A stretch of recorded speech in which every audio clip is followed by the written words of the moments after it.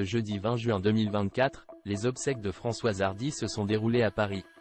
Le lendemain, son fils Thomas Dutronc a décidé de faire un cadeau aux fans de la chanteuse. C'est une cérémonie émouvante qui s'est tenue à Paris.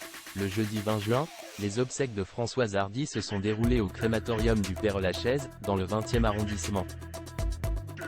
Pour l'occasion, de nombreuses personnalités ont décidé de faire le déplacement afin de soutenir Jacques et Thomas Dutronc. La cérémonie a débuté aux alentours de 15 h et s'est déroulée très sobrement. Aucun discours n'a été prononcé et 5 chansons, soigneusement choisies par Thomas Dutronc, ont été diffusées dans l'enceinte du crématorium. Un beau moment qui a permis au fils de Françoise Hardy de rendre hommage à sa mère. Thomas Dutronc a partagé les chansons de la cérémonie. Au lendemain des obsèques, Thomas Dutronc a décidé de s'exprimer sur Instagram. Le musicien de 51 ans a ainsi dévoilé une photo du crématorium. On peut y voir de nombreux clichés de Françoise Hardy à différentes étapes de sa vie.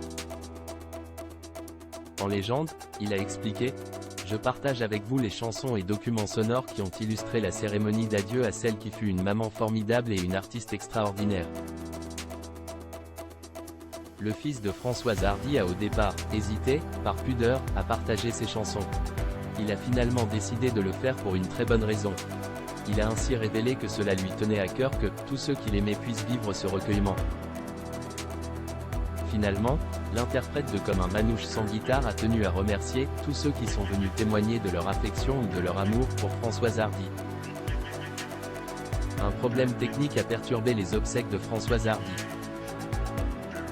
En dévoilant la playlist des obsèques de Françoise Hardy, Thomas Dutronc a permis à ses fans de découvrir une bande sonore de 25 minutes. On peut notamment y retrouver les chansons Et si je m'en vais avant toi, Le temps de l'amour, L'amitié, Tant de belles choses ou Messages personnels. Leur diffusion lors de la cérémonie a cependant été marquée par un petit problème technique. En effet, la chanson Le temps de l'amour était diffusée en accéléré, perturbant toute l'assemblée. Le problème a heureusement pu être rapidement réglé par les pompes funèbres. Elle ne voulait pas de cérémonie, mais je suis sûr que celle-là l'aurait bien fait rire, a ensuite confié le fils de la chanteuse dans les colonnes de Paris Match.